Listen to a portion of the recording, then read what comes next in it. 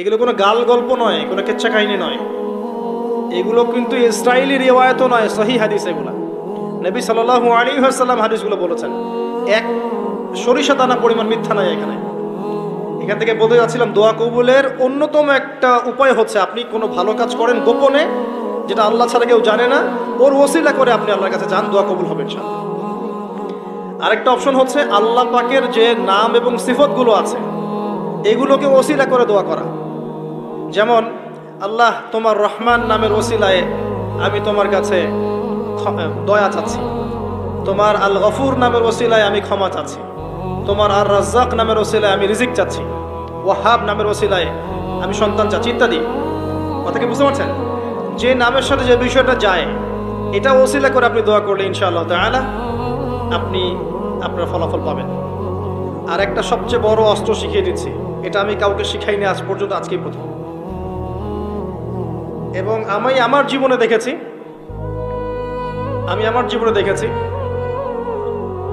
এই ওসিলা করে যা চেয়েছি পাইনি এমন কোনোদিনও যায় নাই, আলহামদুলিল্লাহ।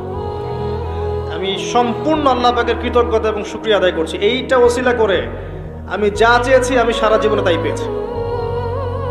এবং আমি বিশ্বাস করি আমি যা পেয়েছি, এই বয়সে আমি যা পেয়েছি আল্লাহ পাক কোটি কোটি মানুষকে তা দেন নাই, এটা আমি বিশ্বাস করি।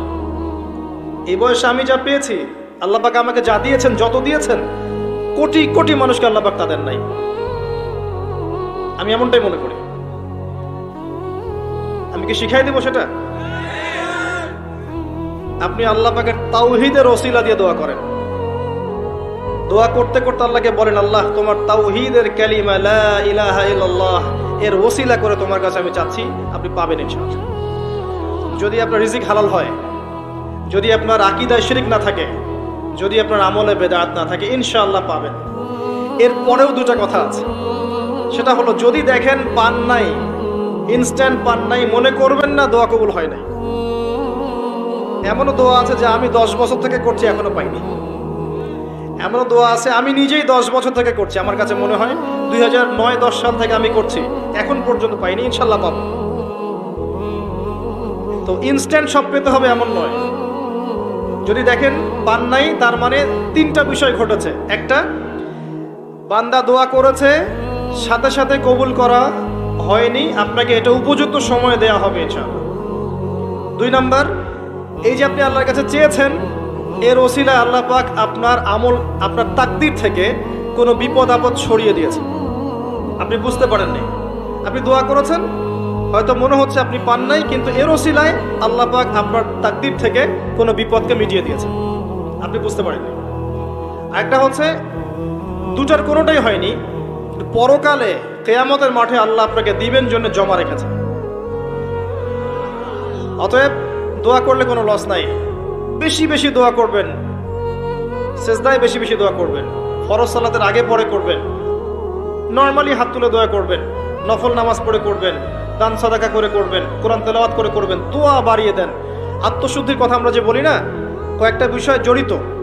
বেশি বেশি কোরআন তেলাওয়াত করলে আত্মশুদ্ধি হয়, বেশি বেশি জিকির করলে আত্মশুদ্ধি হয়, আল্লাহওয়ালা মানুষের সহবতে গিয়ে পড়ে থাকলে আত্মশুদ্ধি হয়, বেশি বেশি দোয়া করলে আত্মশুদ্ধি হয়, বেশি বেশি পরকালের কথা ফিকির করলে আত্মশুদ্ধি হয়। এগুলোর খুব বেশি প্রয়োজন। আত্মশুদ্ধি না থাকলে আমরা আগামীতে পথ চলতে পারবো না।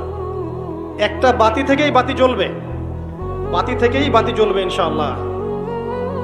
আপনি নিজেকে ছোট মনে করেন না, তুচ্ছ মনে করেন না, একটা বাতি থেকেই 1000টা বাতি জ্বলবে ইনশাআল্লাহ। আগে নিজে ঠিক হন, তারপরে কু আনফুসাকুম ওয়া আহলিকুম নারা, নিজে জাহান্নামের আগুন থেকে বাঁচো, পরিবারবর্গকে বাঁচাও।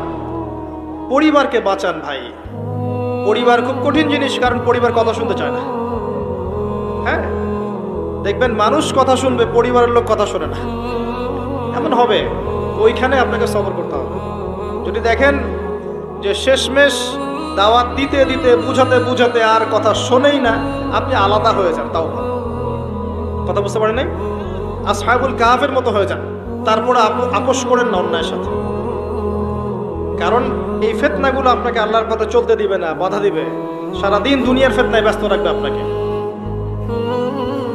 এর আগে সূরা আল ইমরানের 102 নম্বর আয়াত আছে, ইয়া আইয়ুহাল্লাযীনা আমানু ইত্তাকুল্লাহ, আল্লাহকে ভয় করো। হাক্কা তুকাতিহ, ভয় করার মতো ভয় করো। ওয়ালা তামুতুন্না ইল্লা ওয়া আনতুম মুসলিমুন, পরিপূর্ণ মুসলিম না হয়ে মৃত্যুবরণ করো না। কিভাবে পরিপূর্ণ মুসলিম হবে? ইয ক্বালা লাহু রাব্বুহু আসলিম ক্বালা আসলামতু লিরাব্বিল আলামিন। ইব্রাহিম আলাইহিস সালাম যখনই আল্লাহর কোনো বিধান চলে আসবে, হুকুম চলে আসবে, সাথে সাথে আত্মসমর্পণ, এর নাম মুসলিম। বলবে না যুক্তি কি, দর্শন কি, বিজ্ঞান কি, জিজ্ঞেস করবে না, সে আত্মসমর্পণ করবে, এর নাম মুসলিম। প্রত্যেকটার পিছনে যুক্তি, বিজ্ঞান, দর্শন থাকবে ঠিকই, কিন্তু আপনার বুঝে নাও আসতে পারে, আপনার বুঝে নাও আসতে পারে। বুঝে না আসলে এর মানে এই নয় যে ওর মধ্যে কোনো বিজ্ঞান নাই, কোনো দর্শন নাই, কিছু নেই।